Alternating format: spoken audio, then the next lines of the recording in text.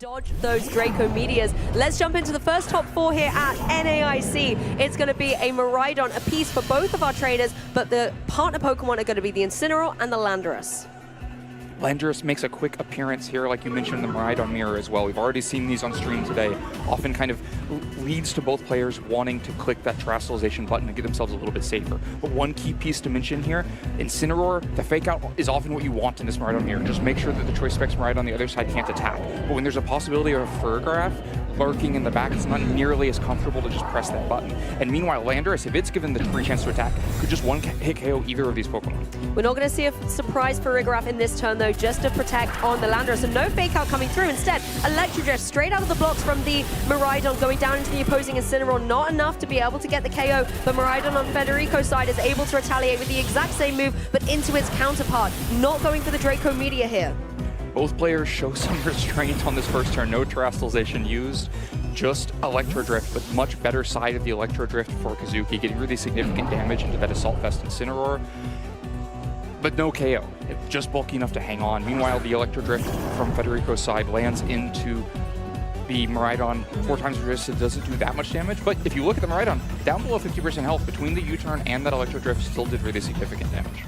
Yes, and of course Federico is now able to bring that Ursaluna in. It's been able to get in for free. It's got the Guts activated by the burn, having been able to switch in on the same turn. So that suddenly puts Ursaluna into a threatening position. Into a threatening position, especially because you know the Miraidon on the other side is locked into Electro Drift. So there's no option for threat into the Ursaluna this turn.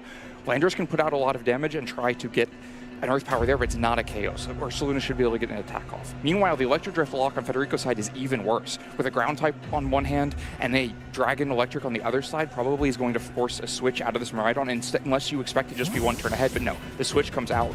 Miraidon fleeing into the back to find a new move to lock into a Choice Specs in the lead.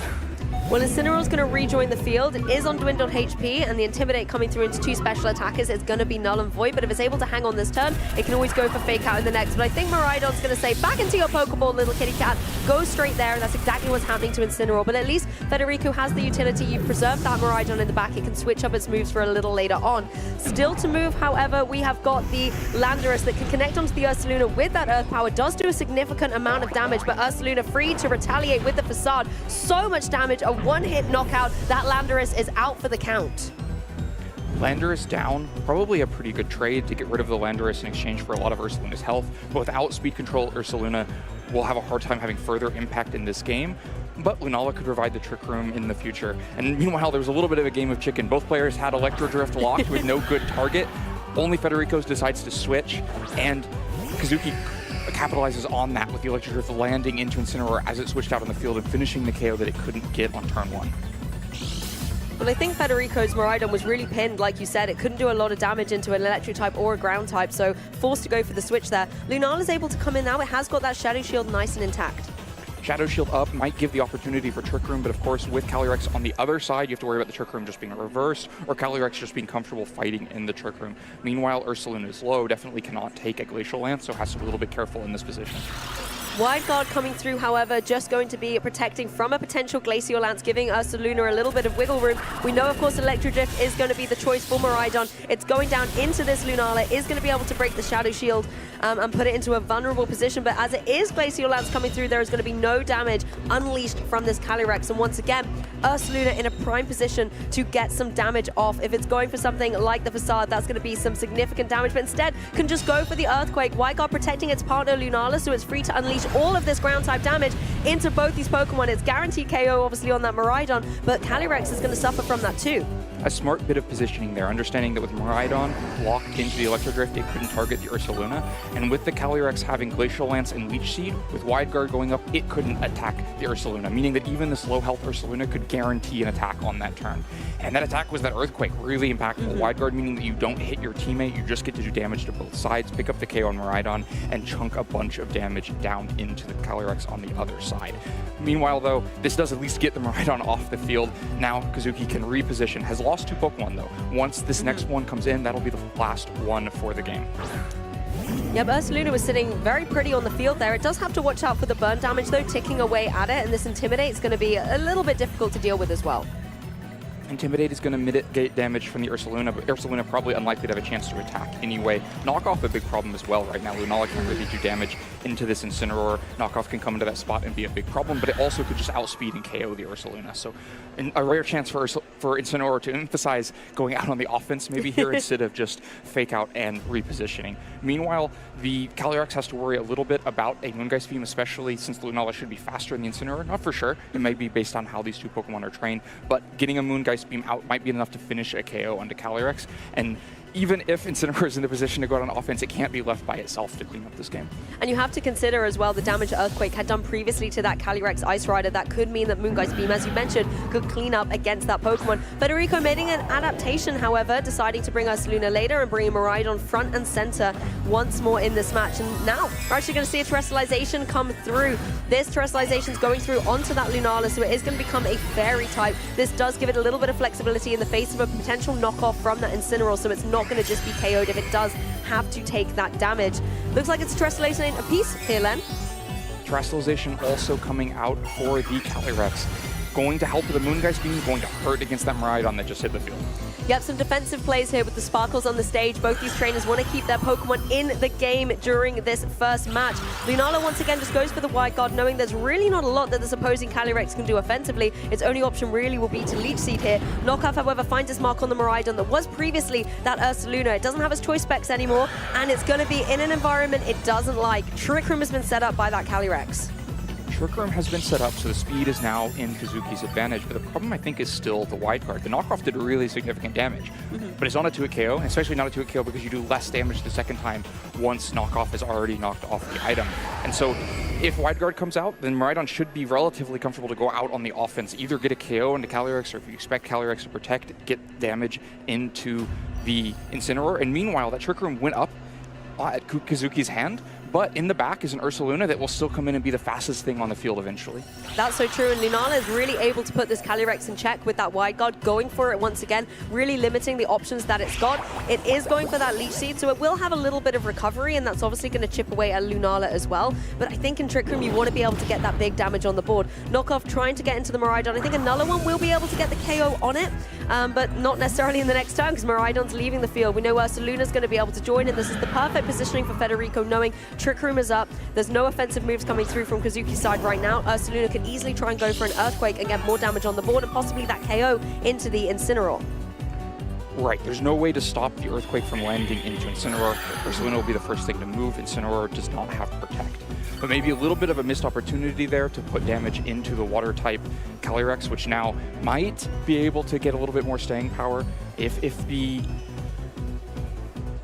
Leech Seed does enough to the Lunala to the point that you are healthy and can have Trick Room back up again. It would have to be very carefully timed. Still very, very distinct advantage for Federico to close this out, though. And the Calyrex Ice Rider does have the utility to protect, so it can go for a turn where it doesn't have to take damage and can get a little bit more Leech Seed recovery. That could put it in a position to be able to take another Earthquake coming through. Recovery just ultimately won't matter, though. If there's no Trick Room and there's an Electro Drift coming in, it's just going to KO the Calyrex. So being healthy is not enough. You have to control the speeds and make sure that you're getting a chance to get a Glacial Lance down, which also means you have to have Lunala gone, because otherwise that Glacial Lance will just fail into Wide Guard. That's a lot on the checklist for Kazuki's Pokemon to get through here. Lunala once again goes for the Wide Guard, stopping this Calyrex from going for any of these Glacial Lances, meaning it's really all up to Incineroar to try and deal with it to unleash the potential that Calyrex has. As you mentioned, it's going to be the Ursaluna going first, so that Earthquake is going to connect, remove the Incineroar from play, do a significant amount to the opposing Calyrex, but it really is just so difficult for the Calyrex to get moving here. Wide Guard just stops it going for any damage, and these Earthquakes are going to be stacking up and up. Right, ultimately the Wide Guard is keeping Calyrex from accomplishing much, and there's just a lurking, inevitable Miraidon waiting in the back to be the problem for this Calyrex. A Miraidon that's still, is low health, but is not like going to go down to a single Leech Seed or something. It can get through a turn and get a Electro Drift off, and there's no sign of Lunala going down imminently. The Flame Orb also will just give at some point the free entry for Miraidon, even if Calyrex doesn't cause the KO itself. Looks like the stars are all aligning for Federico here. We're going to see the Protect come through on that Calyrex, though, just to get a little bit more lead sheet recovery and I guess essentially try and enable this Lunala to burn through another wide guard turn. But as you said, even if the Ursaluna goes down here, is looking in for that facade here, then we know the Miraidon is in the back. It's running that choice specs. It's going to be able to do some phenomenal damage with an Electro Drift, particularly considering this is a water-type Calyrex now. It is going to be a lot more vulnerable to those electric-type attacks. Right, it's going to, and then also susceptible to the extra multiplier for super effective damage that Electro Drift gets, means that it's just a surefire KO, even with those choice specs knocked off earlier. Yep, Ursaluna hanging in it though. It's able to hang around for one more turn according to that burn counter. But I think Lunala knows exactly what game it needs to play right now. And I think Kazuki knows it as well. There has been the forfeit for game one. Federico is one game closer to our grand finals. Just immediately put Kazuki on the back foot with that quick offense early. It felt like a little bit Kazuki was getting some good trades, but then just ended up poorly positioned into the Ursaluna, which was free with the Electro Drift lock on the other side to go out and do so much damage. We kind of said that the Miraidons would be key in this particular match, and I think Federico did a fantastic job of preserving his in the back to enable that pressure in that in-game situation. Ursaluna coming in so beautifully for free here to be able to set up and apply pressure straight away as well was an excellent momentum swing for him. It's interesting to see both Miraidon lock into Electro Drift on that turn one, not something that you see that frequently, and also to then have no terrestrializations, meaning there were no good targets for those Electro Drifts. I think Federico was one turn ahead and just giving up on the lock into Electro Drift, knowing that it might cost Incineroar, switching it in, but then having Miraidon be better positioned later on once it was able to switch attacks. Kazuki stuck to the Electro Drift locked Miraidon for several more turns, but in the meantime gave up so much to Ursaluna. And I think losing Incineroar wasn't detrimental in any way. You had the Lunala then nice and healthy to be able to go for the wide guards and that Miraidon in the back. So let's jump into game two, see if Federico is going to be able to take the sweep or if Kazuki is going to bring it to a game three.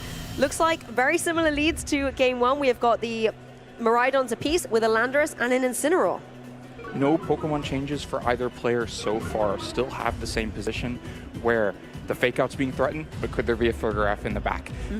The Landorus is threatening a ton of offense into both of these, but has to worry about a Draco Meteor coming into itself and just being a 1-hit KO. And meanwhile, the Miraidons, they're doing what they always do. They threaten each other, force terrestrialization, make you think about clicking the button. Last time, both players ended up clicking Electro Drift.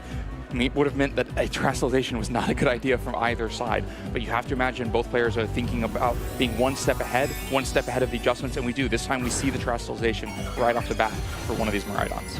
Well, Kazuki has to find a way to deal with Federico's Miraidon and get it off the field. Then he kind of has a more of an open door to enable his own Miraidon to do some damage. First Miraidon terrestrializes into that fairy type. That can give it a lot of extra damage when it comes to something like a Dazzling Gleam, but critically avoiding those Draco Meteors. And what a surprise, Federico does the double and does the exact same thing with his very own Miraidon. So just in case trainers want to shake it up and go for those Draco Meteors, they're going to be doing any damage into these Pokemon and wouldn't be doing any damage into Kazuki's side at all. The Protect comes through on the Landorus. A Fake Out, however, finding its mark onto that opposing Miraidon. So it's not going to be able to move in this turn, but the Miraidon on Federico's side is free to go for this Dazzling Gleam. The Fairy Terrestrialization on Miraidon, though, is going to really mitigate the damage potential. We'll mitigate it, but it's still so significant. It's quite a lot, yeah. The same type attack boosted Dazzling Gleam.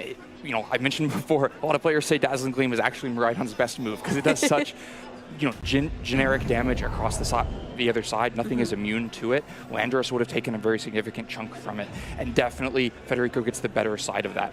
Lands the fake out into the Miraidon. Both players decide to terrestrialize this time, but Kazuki has the benefit at least of not having lost the Miraidon already because of the terrestrialization, but may not have a great opportunity to use this Miraidon. If you're unsure whether your Miraidon is faster or don't think that you can pick up a KO anyway, and so you may just be trading back a ton of damage if you go out on the offense, but that's all it is. It's just going to be a Dazzling Gleam. It'll be a bunch of damage out, but leaving this Miraidon vulnerable. Yeah, we learned earlier Kazuki's Miraidon was the faster one, so it's able to go for this Dazzling Gleam, but Federico's Miraidon's able to stay in the game, retaliate with that Dazzling Gleam, get the knockout on the opposing Miraidon, and now deal a significant chunk of damage to that opposing Landorus. Kazuki once again losing this Miraidon and putting him in a very detrimental spot, losing this restricted, losing your terrestrialization, and losing your Incineroar thanks to the follow-up coming through here, so a Pokemon apiece coming through. A trade of Miraidon for Incineroar, and then a bunch of damage onto the respective partner Pokemon. It's going to depend on what Kazuki can bring in next to decide this, and I think the Urshifu is a great answer. If you think your Urshifu with the Choice Scarf it should be faster than the Miraidon on the other side, can just go for a KO with Surging Strikes. That can also then protect the Landorus and make sure that it can go out on the offensive. Unclear if Federico has a great switch-in. No, we see it's the Ursaluna in the back, so no good switch-in for Surging Strikes either, no protect available from Miraidon, no option to really stop significant damage coming in from that side, and so then it's up to what Lunala will do in reaction.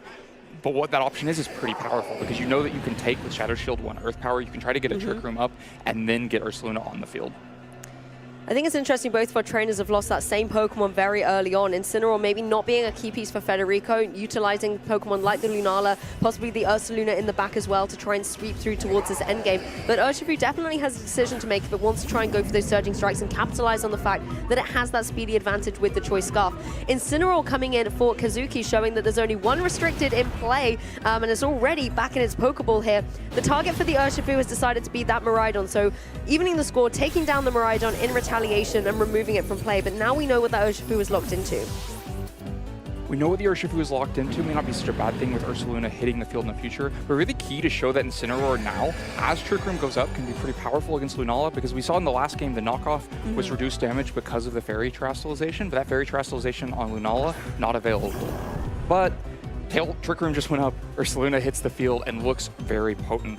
You can buy time with things like Fake Out to open up a turn for Surging Strikes. If that's enough damage just straight into Ursaluna and Lunala can't stop the damage from coming out, then it could really swing things back, but you have to worry that it, one, wouldn't be enough damage, or two, the Moonblast just picks up the KO onto the Urshifu. Well, Urshifu has been slowed due to that Fake Out. Lunala able to go for that Moonblast, though. It goes straight down into the Urshifu before he can even go for those Surging Strikes. A fantastic play from Federico to protect the Ursaluna, giving it its turn to set up that Guts boost with the burn. And now Ursaluna looking so strong going forward in this Trick Room environment.